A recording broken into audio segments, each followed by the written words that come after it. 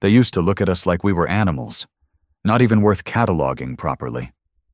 To them, Earth was a backwater planet filled with primitive bipeds still fighting over invisible lines drawn in dirt.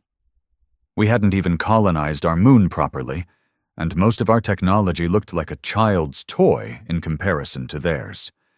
The Galari Union didn't see us as a threat. They didn't even see us as potential allies. Just noise, static in the universe. That all changed the day the war spilled onto our soil. The skies opened with no warning. The first few ships entered orbit, cloaked in silence.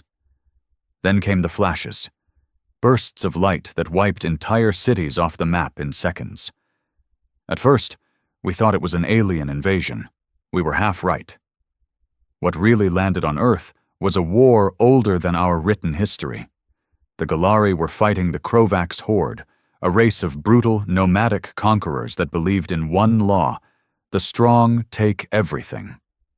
Earth was caught in the middle. They tried to avoid us at first. Both sides. Earth had no tactical value, no resources worth fighting over. But something went wrong. A Krovax warship was damaged mid-battle and crash-landed near Nevada. The Galari followed, and suddenly both factions were stomping across our continents like they owned the place. That was when humanity stopped being invisible. They killed millions. Our weapons were useless. Our governments collapsed within weeks. What little resistance remained fought with rifles, bombs, and sheer madness. That's when something happened. Something neither the Krovax nor the Galari expected. Humanity didn't roll over. We didn't beg. We got mad. We learned. Fast. The first sign was in South America. A rebel cell took down a Krovax walker using nothing but an old oil tanker rigged with explosives. It shouldn't have worked. But it did. Then a team of engineers from what remained of NASA hacked into a damaged Galari drone and started reverse engineering it. Within months, our tech jumped 100 years forward. We weren't just adapting. We were evolving. That's when they started to notice. The Galari underestimated our adaptability. The Krovax underestimated our brutality. Earth became a testing ground, not just for alien weapons, but for what humanity could become when pushed to the edge. We scavenged tech like scavengers picking bones. We didn't understand half of it, but that didn't stop us from using it. In the ruins of Berlin, a group of teenagers built a railgun using parts from a crashed Galari fighter. They called it the Earth Spike. It pierced Krovax armor like it was paper. Word spread. All across the globe, pockets of resistance rose, small at first, scattered. But they had one thing in common: the fire to fight back. By the end of the first year, Earth had gone from battlefield to proving ground. We weren't unified, not really. But we were angry, desperate, and in that desperation something ancient awoke in us, something even we didn't understand. The will to survive, no matter the cost. The fury of a species that had spent its whole history fighting, each other, nature, and now, the stars. I was in Chicago when it all truly began. A burned-out city that still smelled like ash and blood. I had lost everything. My brother, my home, even my name. But when I saw a Galari scout drone scanning the rubble, I didn't run. I picked up the pipe lying beside me and smashed it into the thing's eye again and again until it sparked and died. I didn't know it then, but that moment marked the beginning of something bigger. Because that drone had been broadcasting. And someone, somewhere, watched a primitive human destroy advanced alien tech with nothing but rage and steel. And for the first time, they were afraid of us. After I smashed that drone, I sat there breathing heavy, knuckles bleeding, pipe trembling in my hand. It felt like a dream, half nightmare, half revelation. That hum of alien tech dying under the weight of raw human anger had a strange kind of music to it, a terrible, brutal music. I didn't know if I'd just doomed myself. Maybe I triggered an alarm, Maybe they'd send 10 more, but deep inside, something had shifted. I wasn't afraid anymore.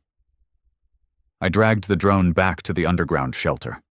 We were only 20 people back then, ex-soldiers, a few medics, and a handful of survivors who barely knew how to hold a gun.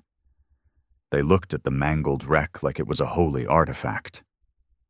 Sarah, our best engineer, and by best, I mean she used to work at a garage before everything fell apart, took one look at the scorched circuits and muttered, "We can use this."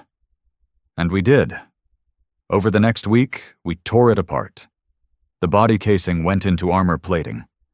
The optics became our early warning system. The power core, small and cracked, was stabilized and hooked to a jury-rigged turret guarding the shelter's entrance. That drone became more than just salvage. It became a symbol. The message was clear. We could kill them. Word got out. That's the thing about humans. We gossip, even in the apocalypse. Especially in the apocalypse. Survivors from neighboring zones came through. They brought stories. One guy from Detroit claimed he saw a man drop a Galari flyer using nothing but a sniper rifle and pure luck. A group from Wisconsin had captured a Krovac scout alive and were dissecting it like a biology project from hell. A woman from Toronto arrived carrying a plasma rifle she'd looted off a dead alien and modified with duct tape and chewing gum. We were no longer survivors. We were learning, faster than we ever had. A month later, the first coordinated human offensive was launched. We called ourselves the Cracked Earth. Fitting, since everything was broken. Our cities, our families, our hope. But beneath that cracked surface, something powerful was rising. A fury. A hunger. We didn't care about peace treaties or diplomacy. That time had passed. We were fighting for the right to exist. The Cracked Earth didn't have tanks or fleets or dropships. What we had were pickups armored with scrap metal, weapons stolen from dead enemies, and a kind of wild desperation that scared even us. Our first mission? Retake a fuel depot the Galari were using as a refueling outpost just outside what used to be Cincinnati. I was part of that mission. It wasn't heroic. It wasn't clean. It was a massacre. We came in during a thunderstorm, using the cover to mask our heat signatures. There were only 4 Galari soldiers stationed at the depot. 4. That's how little they thought of us. They didn't even bother to set up a full perimeter. We had 13 fighters. Half of us had never seen real combat before.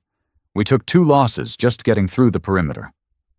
But when we broke through, when we saw the shimmering blue of their energy cores humming beside our own rusted fuel tanks, we knew what we had to do. I remember the first alien I killed face to face. He wasn't monstrous, not the way they look in vids.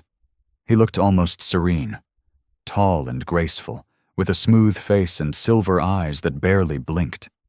He looked surprised when I shot him, like he couldn't believe a primitive like me had gotten this close. I emptied the clip into his chest. We burned that depot to the ground after stripping everything we could carry. Plasma cells, magnetic accelerators, even some of their strange nanowire netting, which we later figured out could short-circuit their scanners. We left nothing behind. And we didn't run. That was the key difference. Before, humans hid, survived. But now we were standing, fighting. The Galari called it a minor disruption.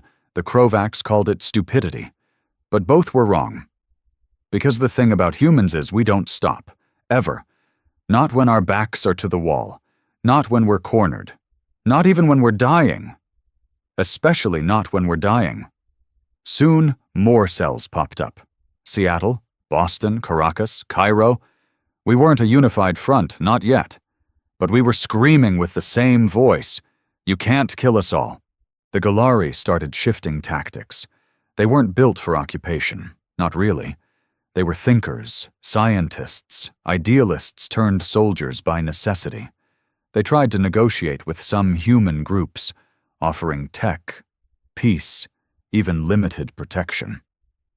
A lot of desperate people took the bait. Some of them vanished. Some turned on us. We called them shades, humans who served alien masters. Betrayal in a war like this cuts deeper than any laser rifle. My best friend, Malik, joined them. Said he was tired of fighting, tired of watching people die. The Galari gave him food, medicine, even clean water. Last I saw him, he was helping them secure a village. When we launched an ambush, he tried to talk us down. He didn't make it. I still see his face in my dreams. But betrayal only fed the fire. The Galari learned quickly. Divide and conquer wouldn't work on us. We'd been divided for centuries and still managed to survive. Now that we had a common enemy, we were becoming something terrifying. Unified. The Krovaks, on the other hand, didn't bother with subtlety. They brought war like a plague. Cities that had survived for centuries were flattened in hours. They hunted survivors for sport. They broadcast executions. They called it culling. They thought fear would break us. But all it did was show us the truth. We weren't fighting for territory or resources. We were fighting for our soul. I'll never forget the siege of Anchorage. It lasted 7 days. The Krovaks landed with full ground forces, battle mechs, carriers, war beasts with metal-spined bodies and flesh-melting venom. We had maybe 300 fighters, plus civilians with whatever weapons they could scrape together. We should have been wiped out in minutes. Instead, we held. We used the weather, freezing winds and blizzards that slowed their machines. We used our knowledge of the terrain, mountain passes, abandoned subway tunnels, the rusted remains of old military outposts. We rigged traps. We fought like animals. No, like humans, resourceful, ruthless, wild. By day 5, the Krovaks were calling for reinforcements. By day 7, they were retreating. We lost 2/3 of our people.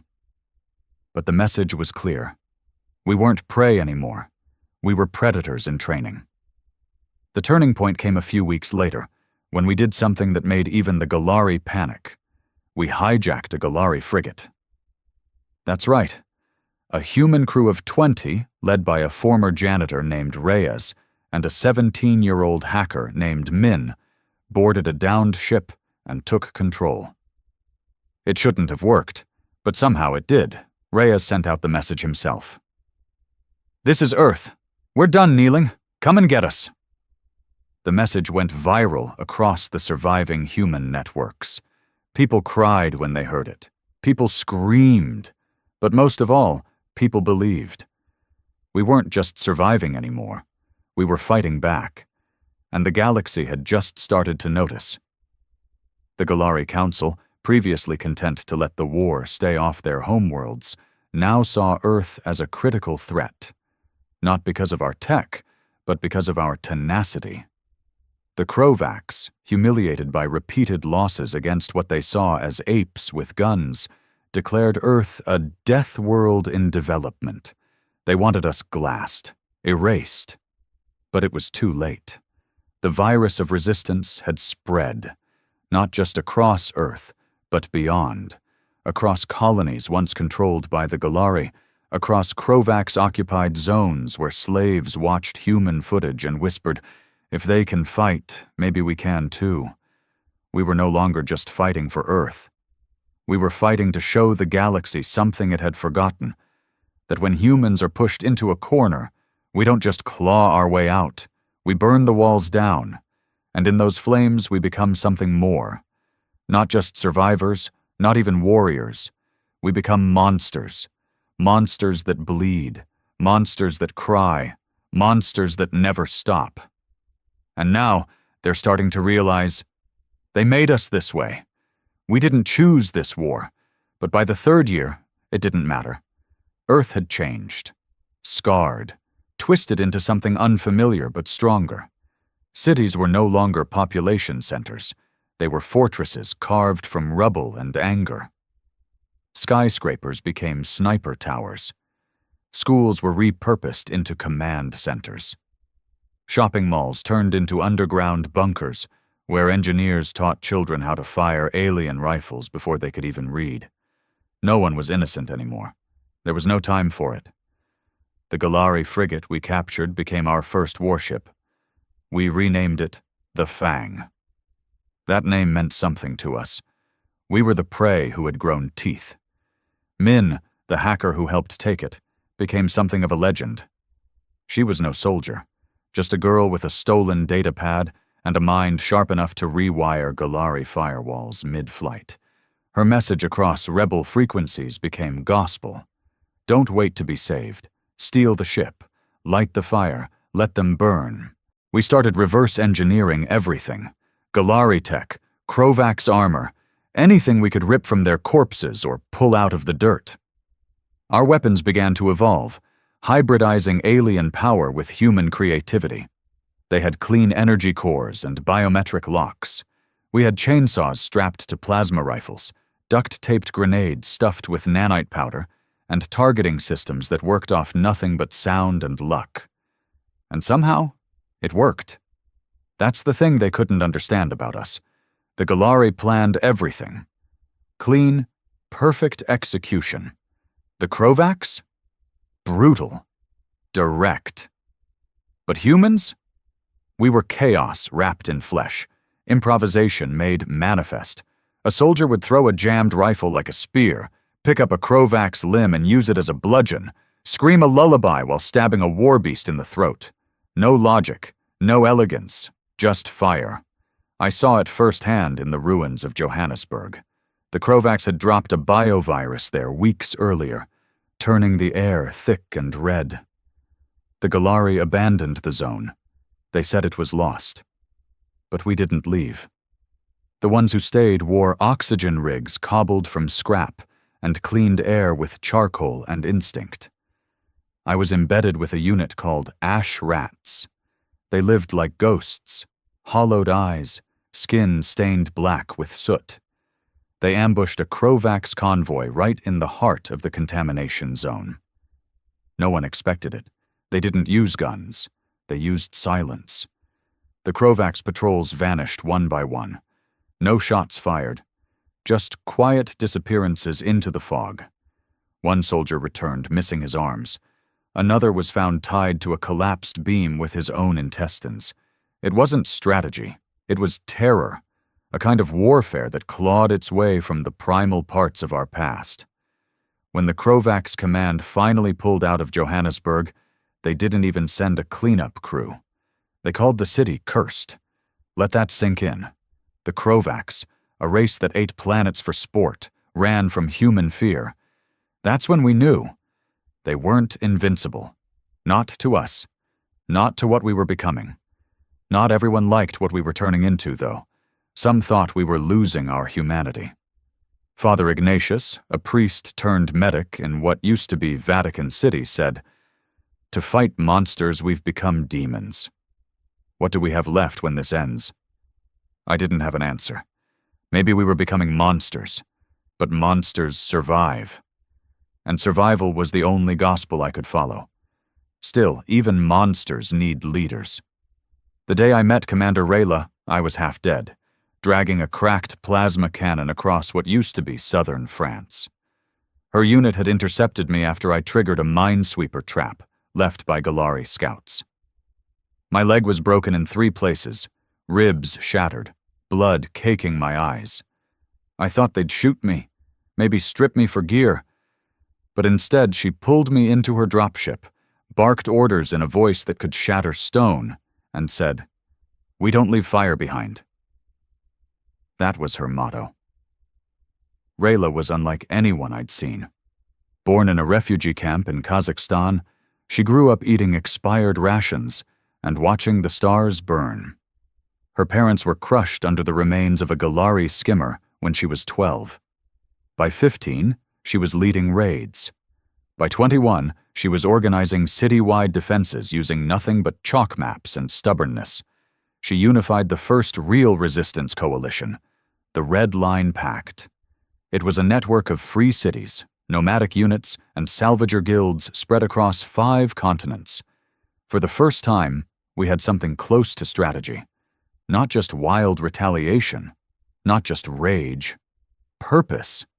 The Pact's first major strike was the reclamation of the Andean Array, an ancient Galari signal tower embedded into the mountains, capable of jamming interstellar comms. It was the reason Earth had been isolated for so long. We took it back. The fight lasted 11 days. We lost 70% of our force. But when we rewired that tower and sent out our first real human broadcast across the stars, the message was simple. We are here. We are not yours. Come again, and you'll burn. Galari Prime tried to intercept the signal. They failed. The Krovax Empire tried to retaliate. They failed harder. See, the more they attacked, the more they taught us. They taught us how to rip their ships from the sky with scrap cannons, how to turn weather satellites into orbital EMP bombs, how to use psychological warfare by broadcasting their own deaths back to them in infinite loops. But most importantly, they taught us unity through shared suffering. Humanity had been fractured before. War, race, borders, ideologies. But nothing unites like extinction. And now we were united by one word: revenge. Still, this war wasn't just about killing. It was about remembering who we were before. One night, after a successful raid on a Krovax drop zone in Morocco, we sat around a fire, a luxury in those days. An old woman sang songs from before the war. A child drew on a broken gallery drone with chalk, pretending it was a dog. Someone played an old guitar with a bent neck. Rayla looked at the stars and whispered, "We were never meant to stay here." I didn't understand then, but I do now. This war, as awful as it was, wasn't the end of humanity. It was the beginning of something bigger. Because here's the thing, they called Earth a battleground. They thought they were invading us. But what they didn't realize was we were hatching. Earth wasn't a planet anymore. It was a forge, and the fire was just getting started. The first time we took the fight into orbit, we weren't ready. We thought we were.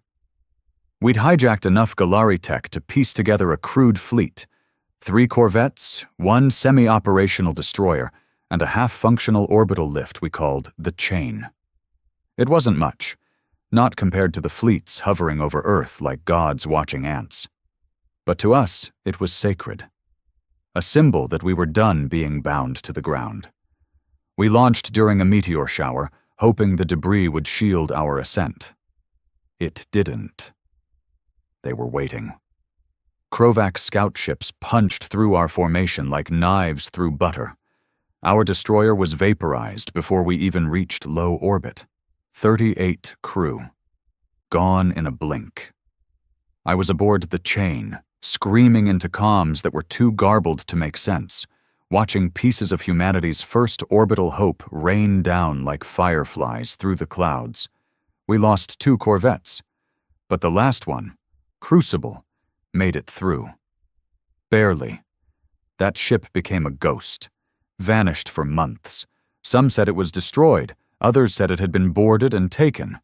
But when it returned, it wasn't the same vessel. Its hull was blackened with alien alloys, its engines modified with stolen tech we didn't even understand. And its captain, Lieutenant Azim Rafiq, came back different. They said he stared into a Krovax hive mind node and laughed. Whatever happened out there, Crucible returned with more than tech. It brought tactics, patterns in how the Krovax coordinated, where their supply chains broke, which orbital stations were vulnerable. Azim gave us maps, layouts, internal schematics downloaded directly from the Krovax neural grid. That's when we realized our war wasn't planetary anymore. We were becoming something else, and the Krovax knew it. Their retaliation came swift. In less than 72 hours, they rained hell on 10 of our most secure bunkers. The Geneva Cache, the Vladivostok Vault, the Southern Cross silo, obliterated with surgical precision. They weren't just attacking resources, they were targeting hope. Rayla was in Vladivostok when it hit. We didn't find her body. Only her badge, scorched but intact, buried under 20 feet of steel. I didn't cry, not then. I couldn't. There was no time for grief, only fury. I took command of her division, cracked Earth Northern, not because I was the best, I wasn't, but because everyone else was dead, and in war, sometimes that's all it takes. I made a vow that night, over her ashes, over the empty chair she once occupied in the comms room. We will make them choke on every life they've stolen. We started hitting harder. We targeted Krovax orbital foundries. We weaponized Earth's magnetic storms, turning their satellites into shrapnel. We built our first echo beacons, devices that scrambled Galari targeting systems and fed them false visuals of their own ships attacking each other. By the time the third orbital campaign began, we had 5 ships in low orbit. Not much, but enough. Enough to hurt. We didn't aim to win battles anymore. We aimed to scar, to make them remember our names. And it worked. One Galari official was recorded during a transmission screaming, "They are unclean, illogical. They kill without purpose, even when they cannot win." He didn't get it. That was the purpose. We weren't fighting to survive anymore. We were fighting to make them bleed, even if it meant dying in the process. But not everyone could keep up. The cost was high, too high for some. Mental breakdowns became common. PTSD wasn't a condition anymore. It was standard issue. Whole units collapsed from stress before even reaching the battlefield. Suicide raids became a tactic, not out of strategy, but because some fighters couldn't bear to keep going. I lost good people. Yannick, who used to write poetry in his field reports, blown apart by his own grenade when a Galari jammer corrupted our signal. Lena, who refused to come out of her armor for 6 straight days until her heart gave out. Mason, who walked into a Krovax nest with a smile on his face and 2 charges strapped to his chest. They weren't heroes. They were human. And we had forgotten what peace even looked like. Still, the tide was shifting. For the first time in years, they were afraid of us. Reports from deep space colonies started trickling in. Other species, oppressed under the weight of the Galari and Krovax, began fighting back. Not with fleets, not with armies, but with the same rage we had taught them. Explosions in research facilities, ambushes on supply ships, broadcasts of rebellion echoing across the void. We'd become a virus, a human-shaped plague infecting the galaxy with the idea that defeat wasn't guaranteed. And they hated us for it.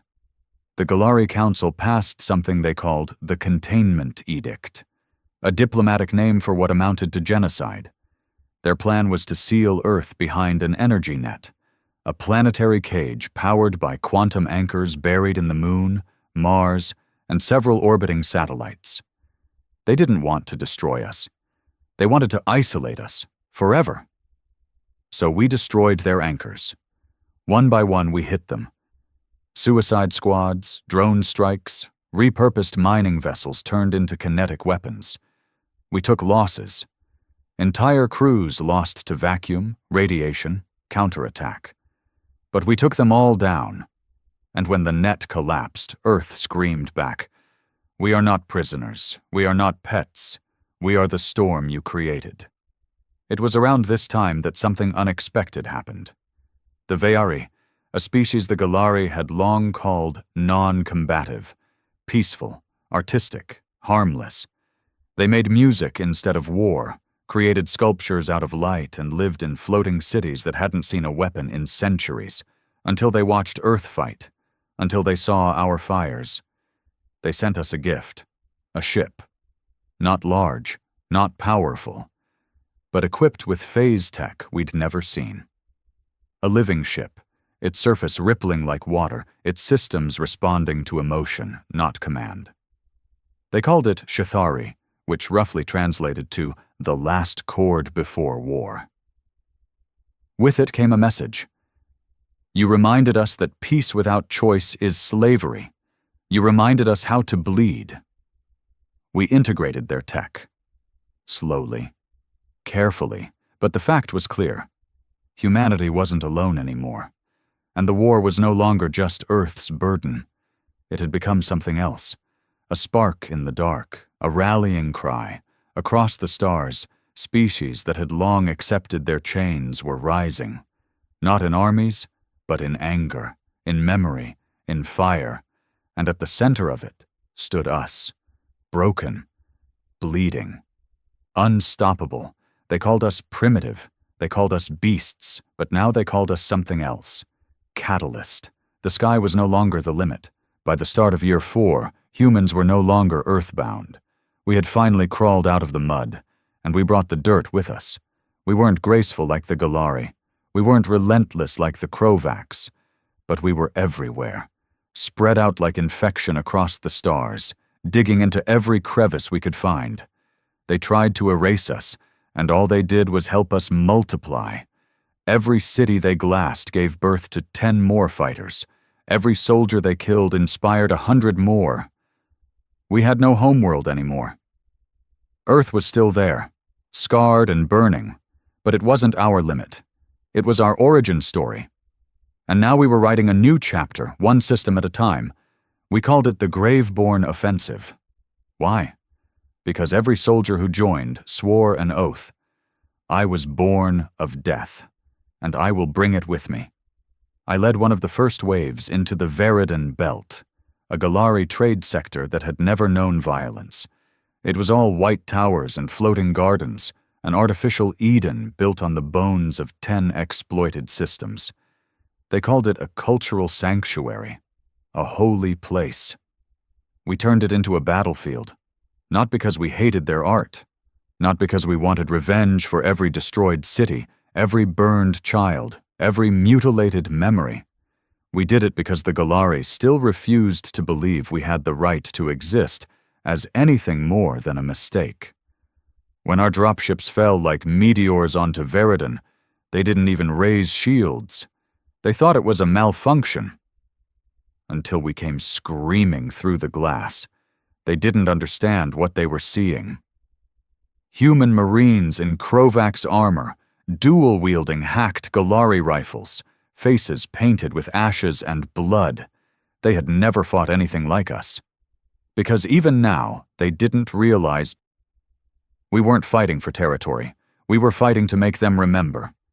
By the end of that campaign, Veridan's crystal temples were rubble, and their archives, millennia of cultural memory, had been hacked and uploaded into human servers. We took their history. We took their pride. We left their sky in flames. And we didn't apologize. Some called it a war crime. Maybe it was. But then I remembered the nursery in Brazil that got vaporized by a Krovak skiff. The 2 kids who melted into bone and dust before they even learned to read. And I stopped caring about their temples. The Crucible, now captained by Azim and modified beyond recognition, became our flagship. We didn't even hide it anymore. We let it prowl enemy systems openly, daring them to come for it. It became more than a ship. It became a myth. A black, fanged symbol of what humans had become. Some alien species began calling it the dead sun, because wherever it went, the light went out. But we weren't monsters without cause. Not all aliens were the enemy. In the shadows of this galactic war, some saw us for what we really were. Not conquerors, not destroyers, but warnings. The Veyari had already allied with us, feeding us tech and knowledge from a time before the Galari even learned to fly. But they weren't the only ones. The Kavari, a subterranean race enslaved by the Krovaks for generations, reached out after hearing our transmissions. They had no ships, no armies, but they had memory. They gave us blueprints to Krovak's energy relays, slave trade routes, genetic weaknesses in their war beasts that no one else knew. In return, we gave them weapons. We gave them a voice. And when they rebelled, it wasn't quiet. It was glorious. You've never seen true beauty until you've watched a slave world turn on its masters. Until you've watched chainbreakers ride their captors' own war machines into battle, singing in languages forbidden for centuries. Until you've seen a planet breathe free for the first time in 1,000 years, and know you had something to do with that. That was our legacy now, not just blood. Hope. But hope came with its own price. We were spreading too fast, and not everyone agreed with the way we were doing it. Factions started to form. Not Galari or Krovax, human. There were those who believed we had to end the war now. That peace could be negotiated. That if we stopped burning everything in our path, maybe the galaxy would accept us as equals. We called them the Fold. Not out of mockery, but because they wanted us to fold back into diplomacy, into rules, into being civilized again. Then there were those like me. We called ourselves the Red Grief. Not a faction, really, more of a belief. That this war wasn't just survival, it was retribution. That we didn't need the galaxy's approval. We needed its fear. And so civil conflict within our own resistance began to brew. It didn't start with bullets. It started with whispers, sabotaged missions, misinformation, then assassinations. Min, the girl who helped hijack the Fang, was found strangled in her sleep. A note pinned to her chest. Peace requires sacrifice. They blamed the Fold. The Fold denied it. But the damage was done. Paranoia spread like wildfire. Trust began to crack. I sat across from Azim in Crucible's war room, staring at a digital map littered with battlefields, safe havens, and growing red marks where our own were turning on each other. We're becoming what we swore to destroy, I said quietly. He didn't respond right away. Just sipped black coffee brewed with recycled water and said, "Or maybe this is what we always were." That hit me harder than any bullet ever could. I walked out without another word. That night, I stood in Crucible's observation deck and watched Earth from orbit. It looked so small, like a burnt marble floating in ink. And I realized something horrible. We were never going back. Even if we won, even if we burned every Krovax ship and shattered every Galari station, we weren't Earthlings anymore. We were something new, not born of a planet, born of war, born of loss, born of grief. And grief doesn't forget. It doesn't forgive. It only moves forward, one body at a time. We lost the moon on a Thursday. We had held it for 8 months. A miracle, considering we had no formal navy, no real fleet. Just scavenged Krovax dropships and reanimated Galari cruisers stitched together with grit and insanity. Lunar Base Omega had become our staging ground for off-world raids, our symbol of permanence. A beacon, however cracked and flickering. And then the Krovax came. Not with their usual battalions.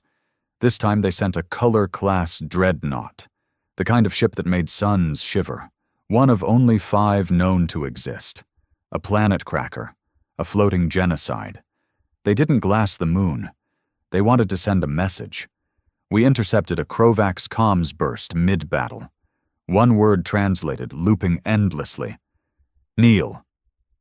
But humanity doesn't kneel, not anymore. The last recorded message from Lunar Base Omega was a voice transmission. A young woman. Calm. Her name was Tessa. She whispered into the mic. "If you find this, don't waste time mourning. Take it back, or burn everything trying." Then static. Then silence.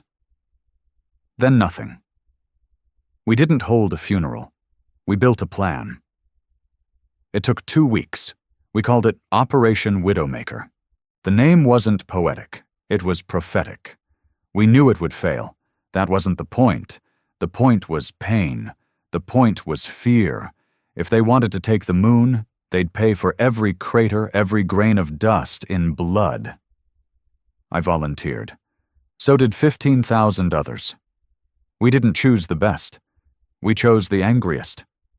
The assault wasn't subtle. We crashed a stolen Galari orbital refinery into the moon's surface to mask our entry. Radiation fried half our comms, and kinetic impact killed over 200 of our own. No one flinched. No one turned back. We moved like ghosts through the tunnels the Krovacs now used as their command posts. They hadn't even cleared the human corpses. Some of our dead were still floating, faces frozen in agony and oxygen-starved smiles. We stepped past them like saints walking among fallen martyrs.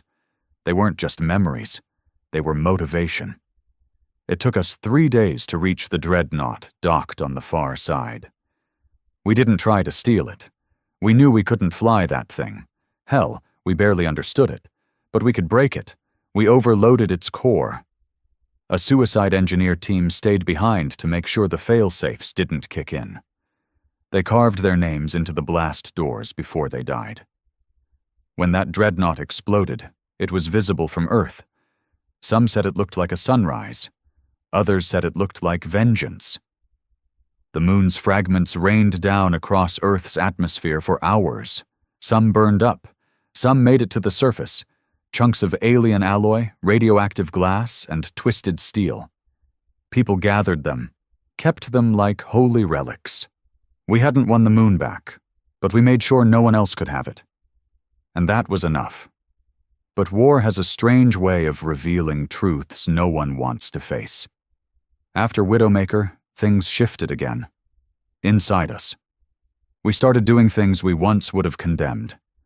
We turned captured Galari medics into interrogation drones. We programmed them to scream during memory extraction, not because it helped, because it made our people feel better. We deployed atmospheric disruptors over a civilian Galari outpost, said it was a weapons depot. It wasn't. But we needed a demonstration, something to scare the colonies into cutting off supply lines. And then there was the Brood Nursery. It sat in orbit over a gas giant, wrapped in solar sails and guarded by an artificial ring of heat signatures designed to mimic life. It was a decoy, they said. A shipyard, maybe. We boarded it with a full strike team. It wasn't a shipyard. It was where Krovac's young were bred. We stood in a chamber of pale sacks, thousands of them, pulsing with unformed life. No armor, no teeth, no hate, just silence. One soldier vomited. Another whispered, "We can't." But someone else, the name was never confirmed, ignited a plasma charge. The chamber turned to fire. We didn't speak of it. We couldn't. What was there to say? The war had taught us that survival meant making impossible choices. And this one had been made before anyone could blink. After that, the nightmares came harder. We didn't just see our dead anymore. We saw theirs, saw small hands reaching from flames, saw silver-eyed infants crumpling under steel boots. Some began to question. Not our cause, but ourselves. Were we still human? Did it even matter? One night, Azim summoned the command cell into Crucible's core chamber. The lights were dimmed, the room unusually quiet. He stood before us without armor, without rank, just a man, hollow-eyed and cracking. "I've seen their dreams," he said. We didn't understand. He continued, "When we hacked their neural grid during the dreadnought explosion, I saw what they see when they sleep. The Krovacs don't dream of conquest. They dream of silence, of peace, because they were taught that anything loud, anything bright, anything different must be destroyed to protect the quiet." He looked at each of us, and we are the loudest thing they've ever heard. We said nothing. There was nothing to say. He let the silence linger, then added, almost to himself, "Maybe we're not supposed to win. Maybe we're supposed to be their punishment." That line stuck with me. It still does. Because what if that's all we are now? Not a civilization, not a species, just a punishment given form. But even punishment needs purpose. And ours was about to arrive. A deep space probe, one of the first successful long-range human-class vessels, picked up something massive moving near the Scorch Nebula. A fleet. Not Galari, not Krovacs, something new. We called them the Null. No signals, no language, just silence and dissolution. Where they passed, energy died. Gravity twisted. Thought unraveled. They weren't an army.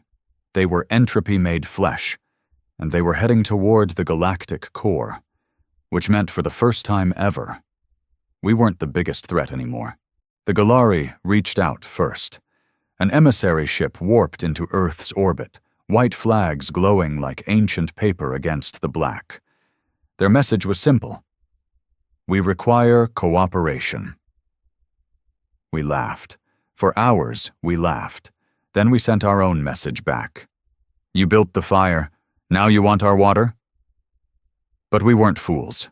The Null didn't care about borders, grudges, or guilt. They would erase everything, even hate, even us. So we responded. 2 words. Under one condition. They asked what it was, and our answer was unified, bitter, and final. You kneel. They said it was the most important meeting in galactic history. They called it the Accord of Ashes. But we knew what it really was, a funeral dressed up like diplomacy, a meeting of monsters pretending they hadn't already devoured half the stars. The Galari came cloaked in shimmering white robes, speaking with artificially sweet voices. The Krovacs arrived like armored statues, silent, massive, and radiating contempt. And we showed up wearing scars, no formal uniforms, no polished boots, just burnt armor, jagged tattoos, cybernetic limbs bolted on with fury and duct tape. Some of us didn't even wear helmets. We wanted them to see our faces, our bloodshot eyes, our humanity. Whatever was left of it, the Null were coming, and they weren't sending diplomats. So we sat at the table. Us, the Galari, the Krovacs, and a few others, frightened races pulled from their holes by the echoes of what we'd become. The Veari hovered beside us like pale ghosts, their eyes heavy with sadness. They had warned the galaxy about the Null centuries ago, and no one listened. Now everyone was listening. The Galari opened with pleasantries. We acknowledge past misunderstandings. Reyna, who now led Earth's unified front, cut them off with a laugh so sharp it could have split atoms. Don't dress it up. You tried to cage us. The Krovacs tried to erase us. We didn't misunderstand. We survived. The Krovacs said nothing. But one of their war priests stepped forward and placed something on the table. A bone fragment, polished and scorched. Reyna recognized it immediately. A fragment of her sister's rib, taken from the remains of Lunar Base Omega. A peace offering.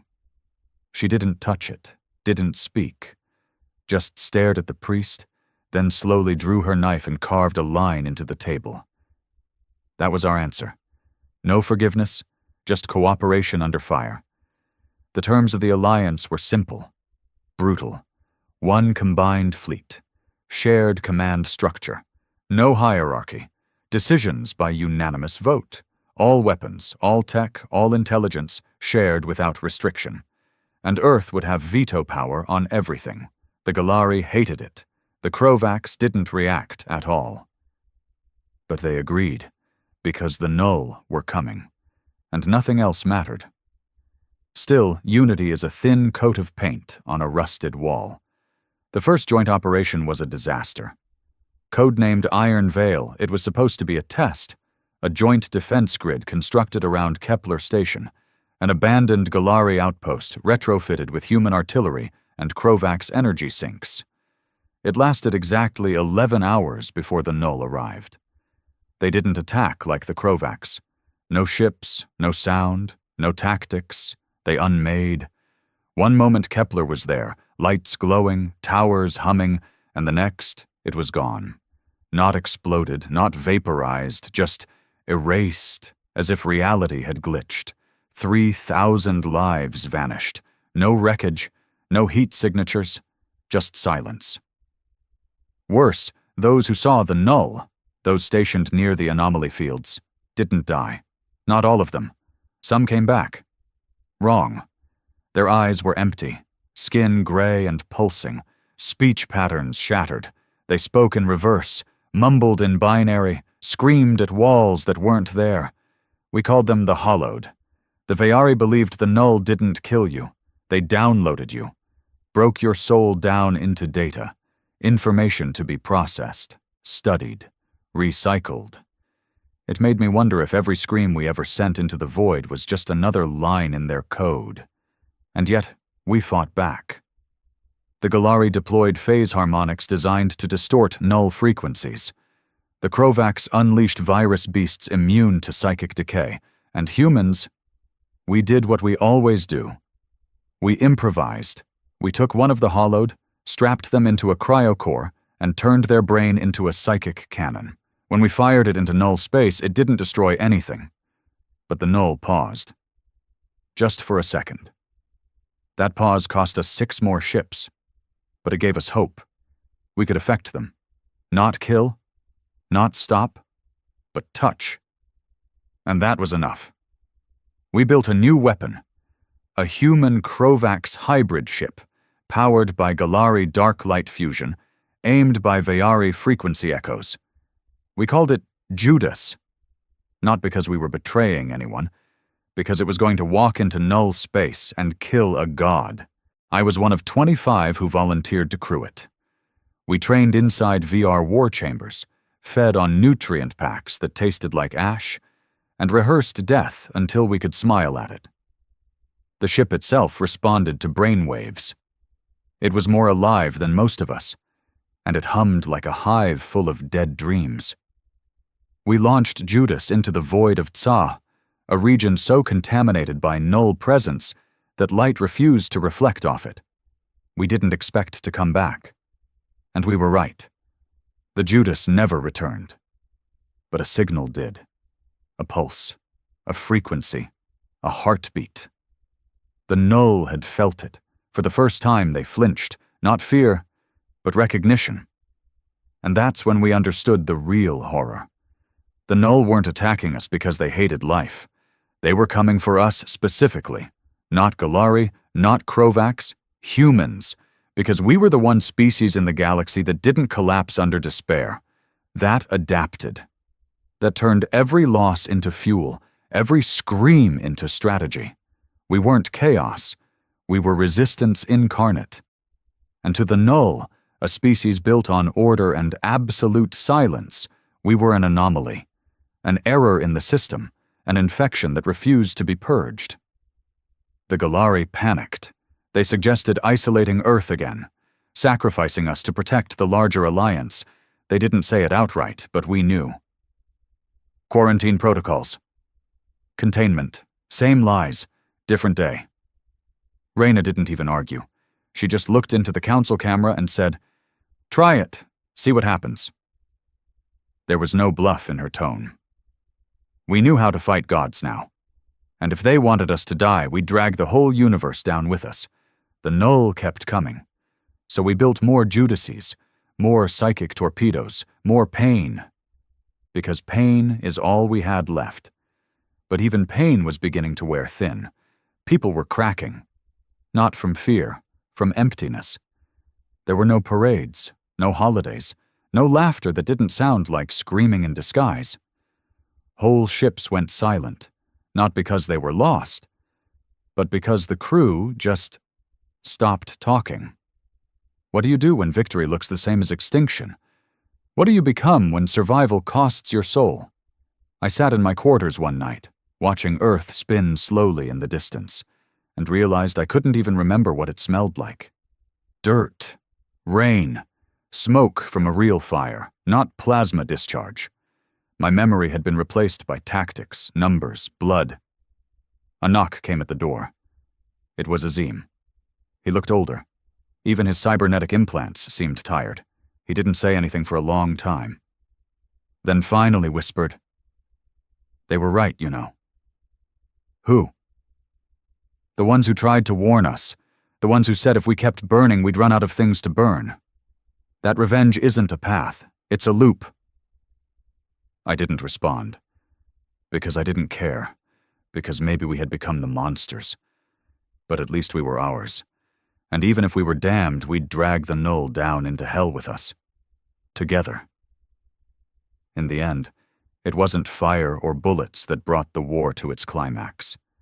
It was a voice, not a human voice, not exactly. It came from deep within null space, beyond the broken stars, past the reaches where time curved like molten glass. It wasn't a scream or a demand. It wasn't even a warning. It was a question. Broadcasted across every frequency, every neural channel, every species that had ever seen war. Why do you continue? The message wasn't in a language. It arrived as feeling, a crushing sensation in the chest, like grief coated in ice. Ships across the front lines froze. Systems stuttered. Even AI cores locked into endless loops trying to decipher what came next. Only humanity responded. Reyna stepped onto the comms deck of the Crucible, eyes like rusted daggers, jaw clenched so tight her cybernetics hummed with tension. She opened a secure channel. No encryption. No tricks. Just her voice. Because you started it. It wasn't philosophical. It wasn't eloquent. But it was real, and raw, and true. And the null paused. Not stopped. Not defeated. But paused. That was all we needed. We launched what would later be called the Terminal Spiral, a multi-race, last-breath operation designed to drive the null back into the edge of the abyss they'd crawled from. The idea wasn't to destroy them. No one believed that was possible anymore. But we'd learned something. They didn't understand pain the way we did. But they understood resistance. They understood anomalies in their systems, viral loops, fractures in logic. So we gave them all three. Earth's best neurocryptologists developed a psychic virus coded from human grief. Every broken memory, every face of the dead, every child lost to Krovak's fire, every village swallowed by Galari betrayal, all of it encoded, weaponized, and loaded into one final ship, the last Judas. It wasn't crewed by soldiers, it was crewed by ghosts. Memories extracted from the hollowed, echoes of humanity at its worst and finest. A spectral army, not bound by flesh, but powered by will. I volunteered to guide it, not pilot, guide. The Judas didn't need pilots anymore. It moved on in tension, and mine was crystal clear. Let the galaxy remember what they did to us. Let the null choke on our broken hymns. Let the fire spread. The launch was quiet. No speeches, no final words. We'd run out of things to say. The null didn't respond right away. They didn't react like organisms. They reacted like laws, like gravity. But as the Judas moved deeper into the spiral, their response changed. They began to resist, not violently, desperately. Ships emerged from fold space. Not ships exactly. Massive living machines, etched with symbols older than time. They didn't fire weapons. They fired emotion. Entire fleets drowned in despair, giving up before they saw battle. Krovak's flagships imploded. Galari defense arrays went dark. But humans? We pushed through. That's what they never understood. We were forged in grief, baptized in loss. They thought our weakness was our emotions. They never realized it was our engine. The final stand happened at the edge of the null zone, a blank stretch of non-space the Veiri called the God-blind. No light, no matter, no sound, only void. Judas breached it alone. They told me it would be a one-way trip. They lied. What I saw inside cannot be explained. I saw a version of myself crying in a field that didn't exist. I saw Earth burning, not by Krovak's or Galari hands, but by ours, as if we'd always been the match waiting to strike.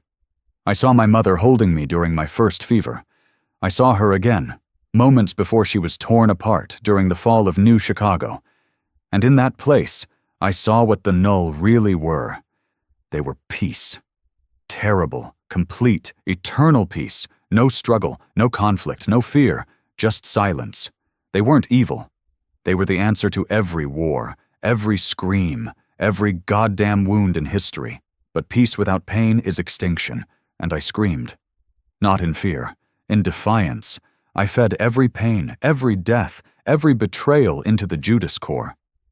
The memories screamed in harmony, a choir of rage and mourning. The null recoiled. I don't know if they felt fear, but they knew one thing. We would not be erased. The Judas detonated inside the core of the God-blind, not with fire, not with antimatter, with meaning. A feedback loop of grief and will so powerful it bent the rules around it. Reality fractured. The null fled, not defeated, not destroyed, but repelled. They vanished. Where? No one knows, but they haven't returned. 3 years later, the war officially ended. The Krovaks retreated to their homeworlds, signing an unspoken ceasefire. No celebrations, just silence. The Galari offered reparations, technology, territory. We didn't want it. Earth refused to join the Galactic Assembly. We didn't need them anymore. Our species had changed. Our world was still a crater-ridden, ash-choked reminder of what we endured. But we had outposts on 5 moons, 3 terraformed stations in the Orion Drift, and a human-led research facility near the God-blind. Some called it expansion, but those of us who fought knew the truth. We weren't expanding, we were escaping, because peace wasn't a reward, it was a haunting. I live now on a station called Redwake, named after the blood trail Earth left behind. I teach kids how to fly repurposed Galari crafts. Most don't know what it was like before the war. They grow up thinking space was always ours. Sometimes, when I look at their eyes, so full of light, I wonder if it's finally over. But then the wind shifts, and I remember. We weren't meant to win. We were meant to survive. And survival has a cost. The galaxy will remember the Galari for their wisdom, the Krovaks for their strength, the Veyari for their grace. But humanity? They will remember us as the fire that refused to die, the animals who turned rage into propulsion, who tore gods from the sky with rusted blades and broken faith, who loved too hard, hated too deep, and never, ever stopped screaming. They will remember us for what we are, not civilized, not noble, just human, primitive no longer, just dangerous. And somewhere in the black, I know the Null still watch. I hope they do, because if they ever return, we'll be waiting with louder voices and sharper knives.